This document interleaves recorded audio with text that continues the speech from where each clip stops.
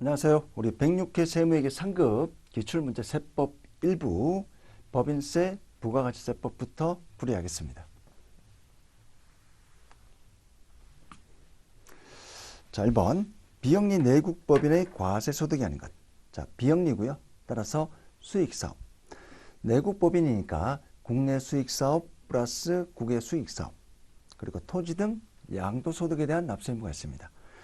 우리 비영리법인은 청산소득에 대해서 납세 의무가 없죠. 왜냐하면 비영리법인을 청산하게 되면 남은 자녀 재산이 국가에 귀속되거나 다른 비영리법인에 귀속이 되기 때문에 즉 영리내국법인처럼 주주에게 귀속되고 이런 사항이 없습니다. 따라서 청산소득이라는 것이 나올 수가 없습니다. 정답 3번입니다. 2번 법인세법상 기납부세액에 대한 설명을 옳지 않은 것. 우리 기납부세액 원천징수가 있고요. 중간연합이 있고 수시부가세액이 있습니다. 전부 다 우리 법인세 산출세액에서 공제를 합니다. 1번 이렇게 원천징수, 중간연합세액 등을 하게 되면 법인세를 미리 징수하여 세수의 조기 확보가 가능합니다. 법인세 신고할 때 일시로 걷는 것보다 이렇게 분산이 되면 국가 입장에서는 재정, 세수의 조기 확보가 됩니다. 2번 내국법인이 금융기관으로부터 이자소득을 지급받은 경우 원천징수된 세액은 법인세 신고 시 기납부세액으로 공제합니다. 3번 법인세 중간연합세액은 납세자의 조세부담을 분산시키는 효과가 있다. 국가 입장에서도 미리 걷는 효과가 있지만 우리 납세자 입장에서도 미리 내는 효과가 있습니다. 4번 법인세 수시부가세액은 기납부세액으로 공제가 됩니다. 정답 4번입니다. 3번 서울의 11기 사업연도에 배당으로 소득 처분할 금액. 자, 우리 배당으로 소득 처분되려면 귀속자가 주주여야 되겠죠.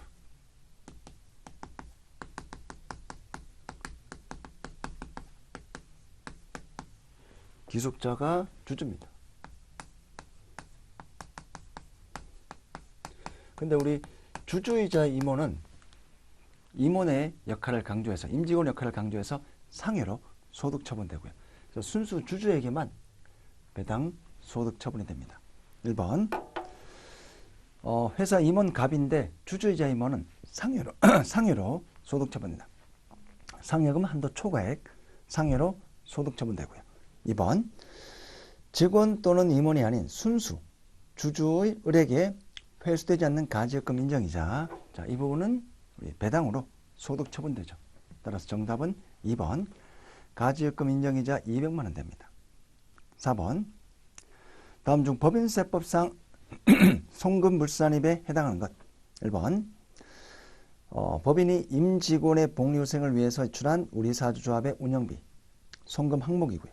2번 임원 또는 직원에게 사회통념상 타당하다고 인정되는 범위에서 지급하는 경조사비 송금 항목입니다. 3번 법인의 임직원이 아닌 지배주주에게 지급한 여비교통비. 회사 임직원이 아니기 때문에 사업과 관련이 없다는 것이죠. 따라서 사업 관련 없이 지배주주에게 지급한 여비교통비는 사업 무관.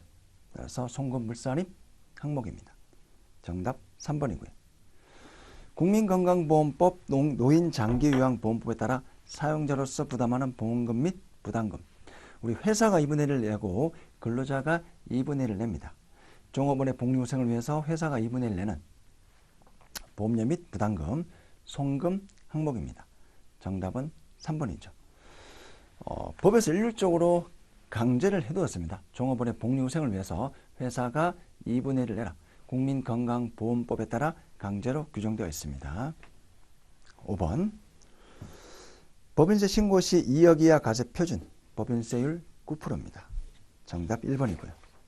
6번 법인세법상 접대비 한도액. 자, 우리 기본 한도액이 있고요. 플러스 우리 수익금액 한도액이 있죠.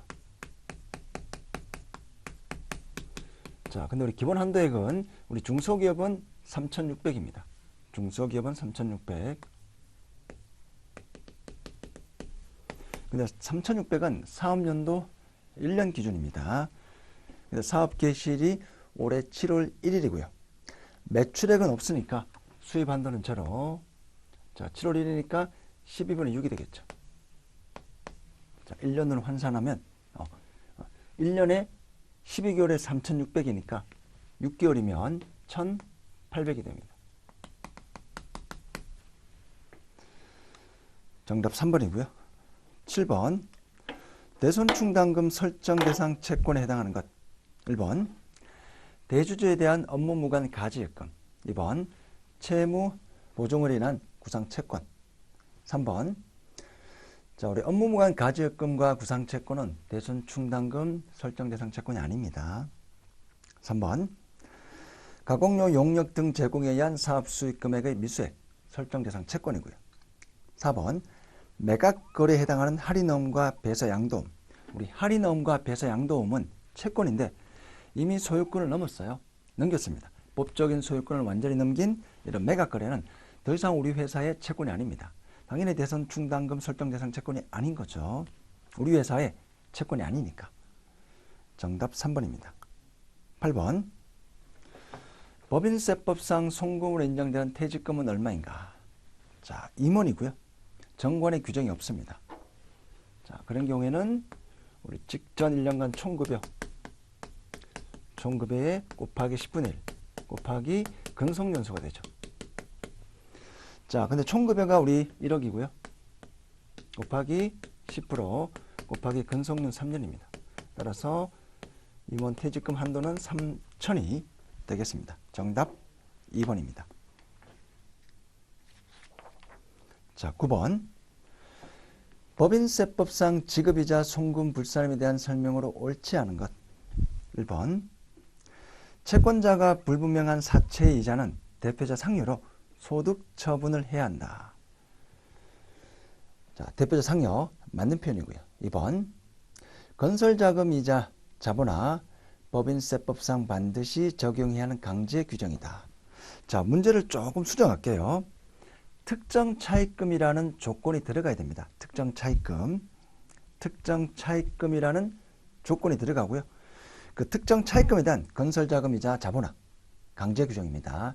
이렇게 문구가 와야만 9번 문제가 완벽해지는 겁니다. 왜냐하면 일반 차입금 넣기 때문에 특정 차입금을 추가해 주십시오. 자, 문제에다가 우리 특정 차입금에 대한 지급이자 이걸 추가해 주시고요. 그렇게 했을 때 2번은 맞는 표현입니다. 3번 특정 차입금이자는 유보로 소득 처분해야 된다. 강제 규정이니까 비용 처리했다면 송금불산임 유보. 4번 특수관계인에 대한 업무무관 가지예금은 법에 정한 이자를 수령하는 경우 지급이자 송금불산입 규정을 적용하지 않는다. 아닙니다. 업무무관 가지예금에 대한 지급이자 송금불산입은 적정 이자를 지급하든 지급하지 않든 송금불산입 규정입니다. 가지예금 인정이자, 우리 부당해산 부인의 가지예금 인정이자는 적정 이자를 수령하게 되면 대상이 아니고요. 그래서 업무무관 가지예금에 대한 지급이자 송금불산입은 적정 이자 지급 여부와 관계없이 송금불산입 적용합니다. 정답 4번입니다. 10번 법인세법상 업무용 승용차에 대한 설명을 옳지 않은 것. 1번 운수업에서 사업에 직접 사용하는 승용자동차는 해당하지 않습니다. 2번 연간 감가상각비 한도는 800입니다. 800만 원이고요. 3번 혹시 임직원 업무 전용 자동차 보험에 가입하지 않는 경우에는 전액 불산임입니다. 4번 업무용 승용차의 감가상각은 내용연수를 5년 하여 정액법을 합니다. 정답 4번입니다. 11번 법인세법상 결손금에 대한 설명을 옳지 않은 것. 1번 중소기업에 해당하는 내국법인은 각 사업연도에 결손금이 발생한 경우 결손금 소급공제를 신청할 수 있습니다.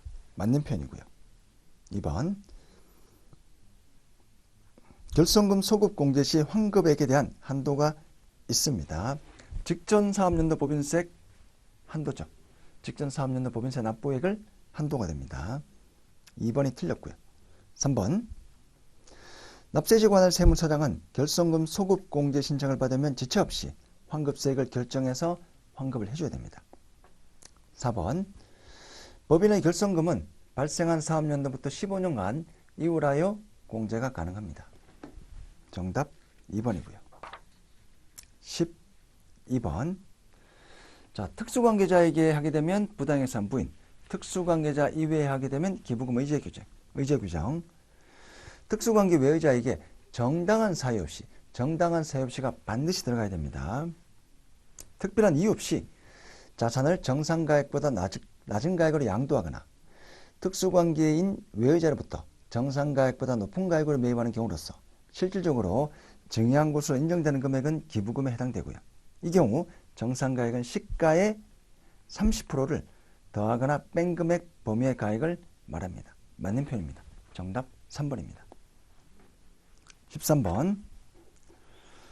세무조정에 의한 소득 처분 중 해당 법인에게 원천징수 의무가 없는 것은 배당, 상여, 기타 소득, 원천징수 의무가 있고요. 정답은 3번 기타 사유출입니다. 자, 14번 우리 부가가치세법. 부가가치세법상 납세 의무자가 아닌 것. 1번에 일반 과세자, 2번에 간이가세자, 3번에 재화를 수입하는 자. 면세사업자는 우리 부가가치세법상 납세 의무자가 아닙니다. 정답 4번입니다. 15번. 주사업장 총괄납부에 대한 설명으로 옳지 않은 것. 1번. 주사업장 총괄납부는 납부하고 환급만을 총괄하는 개념입니다. 이거 외에 나머지 모든 부가가치세법은 사업장별로 따로따로 해야 됩니다. 주사업장 총괄납부는 사업자 등록번호가 지점도 따로 있죠. 사업자 단위는 처음부터 하나밖에 없습니다. 주사업장 총괄납부는 사업자 등록번호도 우리 사업장마다 따로따로 있고요. 납부, 환급 관련된 것 빼고 나머지 모든 부가가치세법 의무는 따로따로 해야 됩니다. 2번. 자, 주사업장 총괄납부 사업자는 지점을 주된 사업장으로 할 수 있습니다. 3번. 주사업장 총괄납부를 신청한 사업자가 판매를 목적으로 타 사업장으로 반출한 재화는 재화의 공급으로 보지 않습니다. 4번. 주사업장 총괄납부를 포기할 때에는 관할 세무서장의 승인이 필요하다. 우리 승인 필요 없습니다. 포기도 승인 필요 없습니다.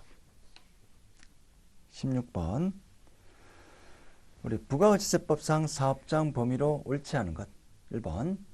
제조업은 최종 제품을 완성하는 장소입니다. 1번이 정답이죠. 2번. 부동산 매매업은 당해 법인의 등기부 소재지고요. 등기부상 본점 또는 지점이 되고요. 3번. 광업은 광업사무소의 소재지입니다. 4번. 사업장을 별도로 설치하지 않는 경우에는 우리 사업자의 주소가 사업장이 됩니다. 17번. 부가가치세법상 과세상의 재화에 해당하지 않는 것. 2번의 기계, 4번의 전기, 가스, 3번의 건물. 부가가치세법상 재화고요. 유가증권은 부가가치세법상 재화가 아닙니다. 정답 1번입니다. 18번. 세금계산서 발급 의무가 면제되지 않는 것. 1번의 택시 운송 용역, 2번의 무인자동 판매기, 3번의 목욕 이발 미용 용역, 4번 부동산 임대료. 자, 이때 임대료는 월세 받는 거. 임대료는 세금계산서 발급 의무가 있습니다. 정답 4번이고요. 19번. 부가가치세법상 재화의 공급으로 보는 것. 1번의 담보 제공, 2번의 포괄 양도, 3번의 조세 물납, 4번의 사업상 증여. 자, 우리 증여는 재화의 공급이 맞지만 담보 제공, 포괄 양도, 조세 물납은 부가가치세법상 재화의 공급으로 보지 않습니다. 정답 4번이고요. 20번. 부가가치세법상 과세표준에 포함되는 것. 정답은 1번이죠. 장기 할부 판매의 이자 상당액은 과세표준에 포함됩니다. 2번. 도달하기 전에 파손되거나 훼손되거나 멸실되어 재화의 가액, 과피에 포함하지 않습니다. 재화 또는 용료의 공급과 직접 관련되지 않는 국고보조금 과세표준에 포함하지 않고요. 환입된 거, 반품된 것도 과세표준에서 포함하지 않습니다. 21번. 의제매입세액 공제에 대한 설명을 옳지 않은 것. 1번. 의제매입세액 공제는 누적효과, 최적 소비자의 세부담을 경감하기 위해 마련된 제도입니다. 맞는 표현입니다. 2번. 복숭아를 매입하여 가공하지 않는 복숭아를 수출하는 경우 면세되는 저하를 매입해서 실제 과세되는 저하를 공급해야만 의제 매입세 공제 가능하고요. 그대로 파는 것은 추징입니다. 다시 토해내야 됩니다. 또는 처음부터 공제를 받지 않거나 공제받았다면 나중에 토해내야 됩니다. 3번 일반 음식점을 영위하는 개인, 법인의 의제 매입세 공제율은 동일하다. 틀리죠. 법인은 106분의 6, 개인은 108분의 8. 정답 3번입니다. 4번 의제 매입세 공제 한도가 있습니다. 22번 면세에 해당하는 의료보건 용역을 옳은 것. 자, 1번에 우리 수의사, 애완동물, 미용 목적 피부, 미용 목적 성형은 의료보건이지만 부가세 과세 대상입니다. 정답은 2번이고요. 응급환자, 이송용역. 정말 아파서 진료받는 것은 부가가치세법상 면세 대상입니다. 23번 부가가치세법상 공제할 수 있는 매입세액입니다. 자, 거래처 접대용 선물 구입액, 새3의 면접전비토 매입세액 불공제, 접대비 불공제. 2번 사내 체육대회 개최 관련 증정용 과세 물품, 우리 사내 체육대회, 사내 직장연회비 이런 부분은 복리후생 목적이니까 특별히 매입세 공제 대상입니다. 그래서 50만 원.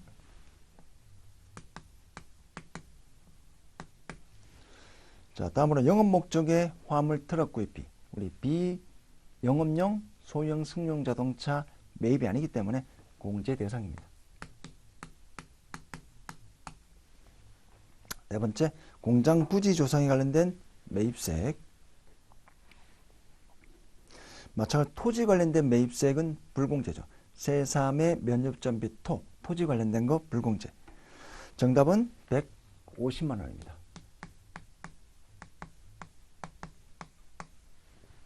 2번이고요. 24번 간이가세를 적용받을 수 있는 경우는 무엇인가?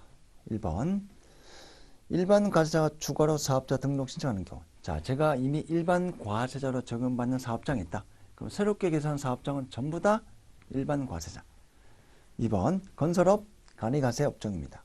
3번 간이가세가 적용된 사업장을 보유한 개인 사업자가 추가로 소매업에 사업자 등록 신청하는 이런 경우는 가능하죠. 4번 세무사가 사업자 등록 신청하는 경우. 자, 전문직은 무조건 간이가세 적용할 수 없는 업종입니다. 25번 사업자가 재화 또는 용료를 공급하지 않고 가공 세금기한세 발급 3%입니다. 3%. 정답 4번입니다.